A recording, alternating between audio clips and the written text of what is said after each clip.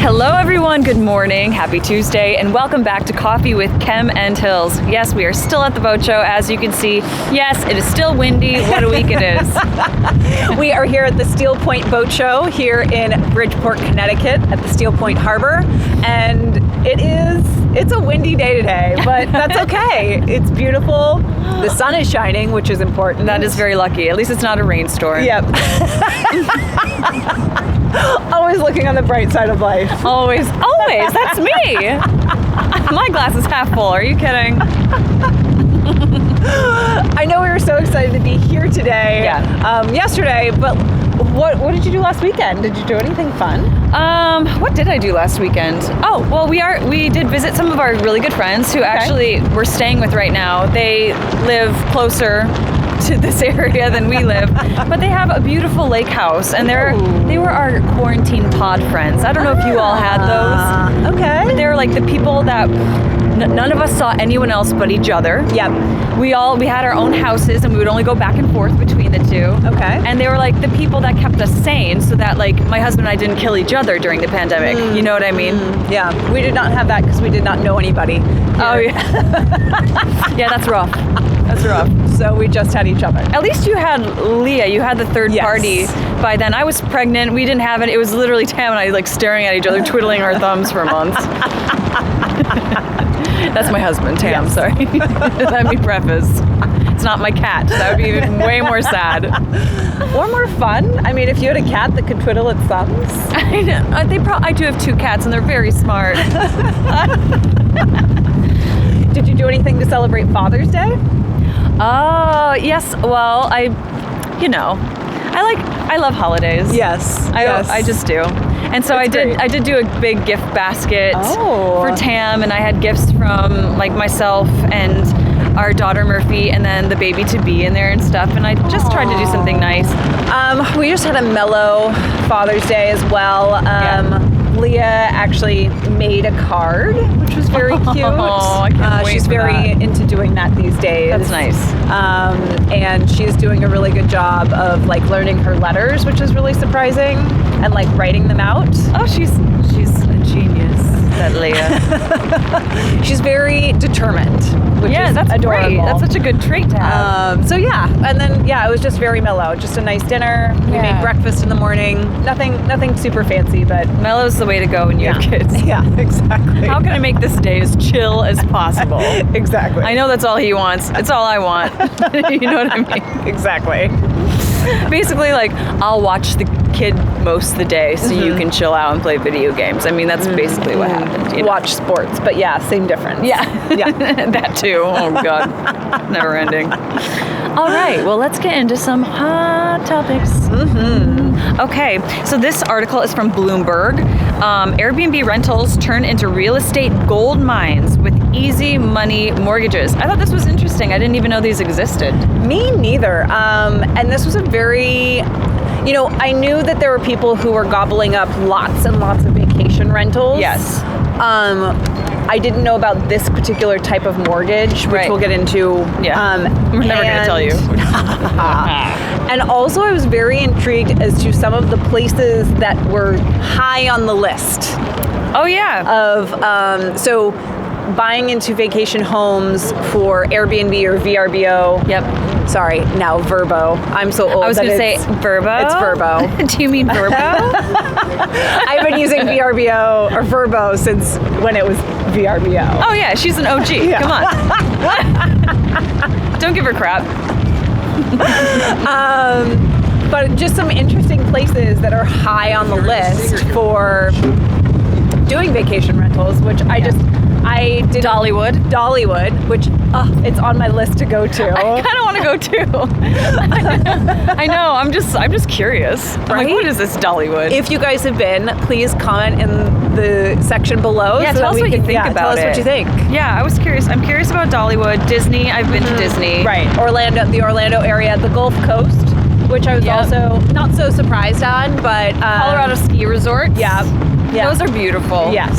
I've only been we went a couple times when I was a kid as like a family trip, and I mean Yeah. It's beautiful. It's beautiful. I'm surprised they didn't also mention Lake Tahoe. I know that this is happening a lot in Lake Tahoe as well, but it might be a little bit more regional of an issue. But I think it's really interesting that, sorry, the wind is a little distracting. If we blow away, just know that We'll click our heels 3 times and just say, there's no place like home, there's no place like home. if we blow away, tell my husband I love him and my daughter. We will do our best to stay planted. Oh my goodness. But this article talks about this mortgage broker, Brenna Carls, who specializes in loans for vacation home rentals. And she is doing well, my friends. She works in the Rocky Mountains. And she Smoky Mountains. Oh, sorry, the Smoky Mountains. She's right near Dollywood. She's near Dollywood. Lucky lady. Yep. And she rakes in nearly $100,000 a month. Yes. And she is And doing these mortgages. Yes, potentially going to be getting $1 million this year. $1 million on this very new lucrative venture that she is embarked upon. But a lot of the people that she's working with as well, like people that are coming to her and like buying these homes, they're on the same journey. Yes, they are also, they're new to the vacation rental home buying journey. But I think what's interesting is that they're able to get these loans from either VRBO lending, Home Express mortgage, or Hometown, what's the last one? Hometown Equity Mortgage, also known as the lender. That's what they go by. Yes. Sorry, I had to read that from my notes. And that we're holding tightly on our laps right now. And the lender has what they classify their loan is called the NONI loan, and it is non-owner, no income loan, which seems a little risky to be providing a home loan for. All right, actually, we're going to take a quick commercial break, but we will be right back to talk a little bit more about the NONI loan. Welcome back, everyone. All right, we are going to now explain a little bit more about what it means to qualify for a NONI loan. And let me tell you, it doesn't have anything to do with your income. Or being an Italian grandmother. You could be an Italian grandmother, but you don't have to be to qualify for this loan. That's right. It's about your projected income that you are going to make renting, right? Right. And most typically it's short-term rentals. Short-term rentals typically have higher, you can get higher income than a long-term rental. Like a long-term rental, you might get, $2,000, $2,500. That just covers the mortgage, for the month. right? It might cover the mortgage, right? But you could make $6,000 or you could double, more. triple that if you're doing Airbnb and you're renting a place for $350 a night. Think about it. Hey, so this is why it's becoming really popular with TikTok influencers, apparently.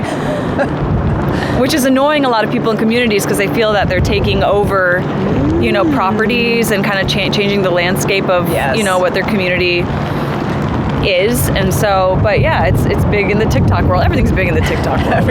Everything is big in TikTok. Or TikTok is making everything big. Yes. What is chicken or egg, right? Chicken or egg. All right, so some lenders who offer this loan, they do require that you have to put down a 30% down payment. So, I mean, that's a hefty ask. And they typically do require a high credit score. So they're people who are committed to paying off their debts and, do have a good credit history. However, it is interesting that you're able to qualify for these loans by just showing proof that you might be able to get this income. That is the interesting part. Because not actually you could use comps from the area, from that's what I was wondering. Are they just looking at comps and saying, okay, well, this is the house, this is, directly comparable to this place here, and this is what they're making. I mean, and the rent, Airbnb, VRBO. Sorry, it takes a lot of effort to not say VRBO. It's less words, kind of. Right. Yeah. So it's just years of VRBO. VRBO. are really hot right now. Like that is what people are doing for vacations. You know, it's now international travel has opened up a little bit more, but still a lot of people are staying domestic. Yep. And, you know, people have always stayed domestic. Yep. And trying to see different parts of the U.S., which is great. How hot that's going to be if the recession, like if we do go into a recession or there is a little bit of pullback in the economy, like with inflation happening, are you actually able to get that 100% booking that you maybe put down on your loan for? Yeah. I don't know. I mean, and this Brenna Carls, she feels pretty certain that people are going to want a vacation. It's not going to end. So this is a pretty safe bet. I don't know if she just wants us to call her up and get some property. But she feels pretty solid in this investment. Yeah. I'm not gonna lie, I had a conversation with my husband about it. I was like, wait, we're covering this article about this really cool loan. You have to hear about this. And I think one of the other things to consider too is that most of the people who are qualifying or trying to get these loans are possibly people who are out of state, not people who are necessarily invested in the communities that they're buying these properties in. Right. And turning them into, high income, high earning properties. So it's typically out of the price range of locals or people who might normally travel there. It's trying to entice sometimes a different kind of tourist to those locations, and not necessarily super invested in the community itself, but just invested in making the money. And so I think that there's definitely something there about, Airbnb, VRBO, like it's an easy way to book things. But there's definitely some other rental property companies that are being put out of business or having harder times, like because the local rental company, that really do care about the community. So there's two sides of the coin. You can make a lot of money doing this. Well, and to your point, I think in the article, it was talking about how I think somebody that approached Brenna about getting a property ended up purchasing, I think, multiple properties sight unseen. Yes. And they're, taking in a decent amount of income, and they've actually never seen the properties. No. In real life. Yeah. Which is wild. Yeah. It was a woman living, I think, in California. Yeah. And had never been to Tennessee or Kentucky. And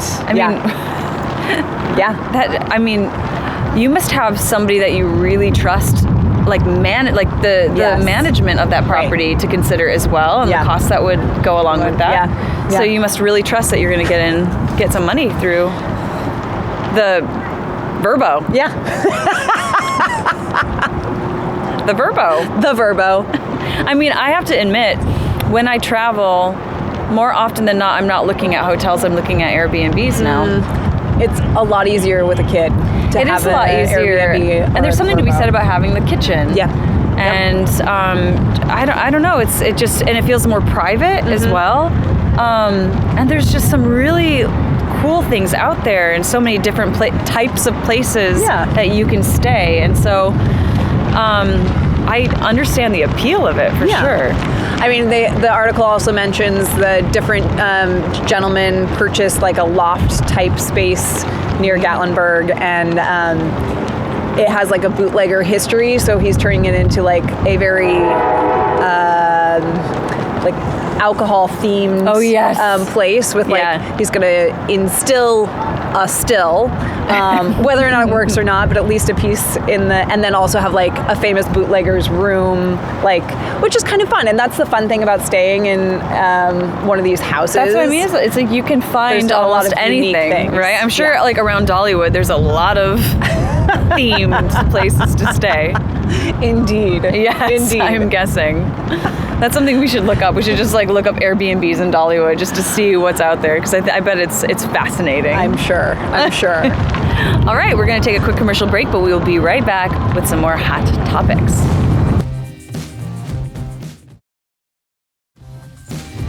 Hello, everyone. Welcome back. All right, we're going to move on to another topic. This is from Crunchbase News. Tech layoffs. In 2022, the U.S. companies that have cut jobs, which is hilarious because I think last week we were covering how tech jobs were so in demand and they were just hiring. And surprise!